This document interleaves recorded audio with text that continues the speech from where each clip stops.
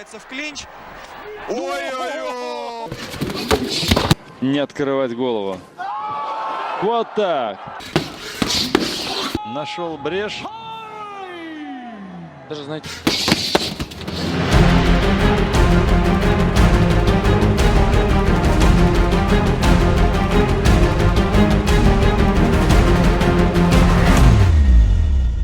Les amis, mais alors, quelle est cette technique que Badrari fait toujours massif? Ouais, on l'attend. Alors, eh bien, la plupart d'entre vous, c'est qu'on va viser que le visage de la cible. Donc là, eh ben, Soso, il se protège, il s'y attend, et même quand j'arrive à le toucher, il va s'y préparer. Donc pour mettre KO, ça sera beaucoup plus compliqué.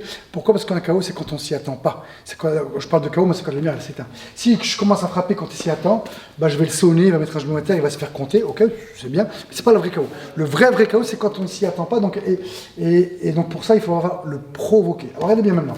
Regardez bien ce qui va se passer. On va se mettre contre les murs. On va se mettre contre les murs. Approchez. Alors, allez bien, je vais frapper doucement. Mais là, si je mets que des frappes au visage, voilà, même si je vais essayer de chercher un peu l'oreille, essayer de varier les lignes.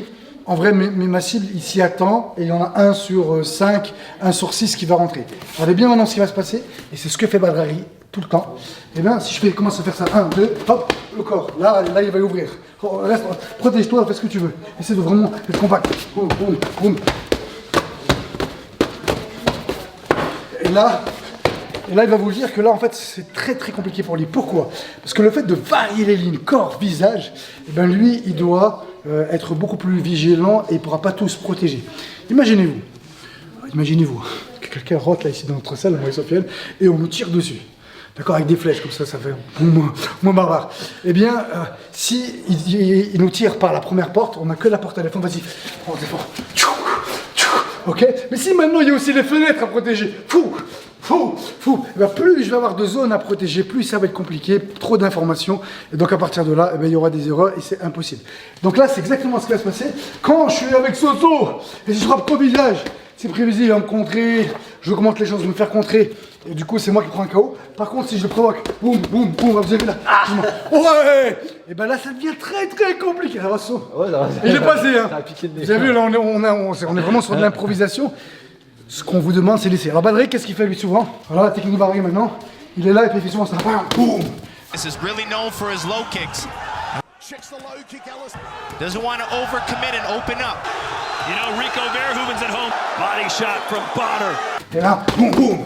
Ok, il aime bien frapper petite gauche ou pour endormir, boum, descendre ici. Alors maintenant, si je veux mettre une droite au corps pour être vraiment efficace et peut-être le mettre KO, parce qu'on peut mettre KO sur ce coup, eh bien il faut que quand je mets la droite, il y en a certains qui vont faire ça. Et mes fesses en arrière, il n'y a pas un bon point de corps là. Je vais arriver. Alors que quand je suis ici, il faut que je descende.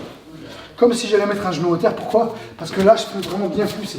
Plus je mets de la force, plus forcément je serai puissant. Alors que là, ce sera difficile de mettre de la force, donc moins de puissance. Donc je vous montre, on est là et je descends, boum, boum.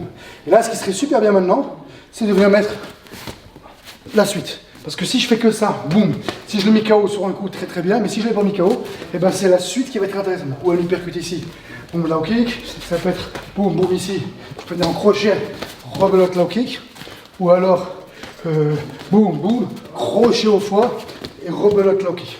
Ce qui va être intéressant dans l'enchaînement que je viens de vous montrer, c'est que là on a visé les 3 lignes. Donc comme je vous ai dit, plus il y a de surface à défendre, de zones à défendre, plus c'est compliqué, donc plus il y a de l'incertitude. Et donc plus ça va être efficace. Je ne sais pas si on est au clair là-dessus. Donc vas-y Soso. Vas-y à toi. Donc Soso, s'il frappe au visage. Voilà. Et en plus, ce qui est vraiment aussi, qui va rendre votre boxe beaucoup plus efficace, c'est que tu en gardes. Alors, regardez bien, je vous montre un autre secret. Approchez-vous. Ça c'est un secret. Fermez bien, la garde bien fermée, bien serrée, bien compacte. Et bien regardez ce que je vais faire, je vais frapper juste en dessous des coudes, entre les cojones et les coudes ici.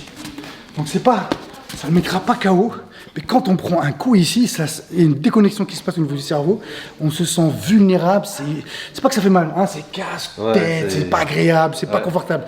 Et du coup, on va automatiquement tendance un petit peu à vouloir baisser les mains. Donc, vous avez vu, les coudes ils sont là, juste là. Donc en fait, il est pratiquement pour lui impossible qu'il le bloque. Alors c'est pas les cojones, c'est entre les cojones là, juste en dessous des coudes. Voilà, là, du coup, là, un petit coup, c'est pas grave. Bam.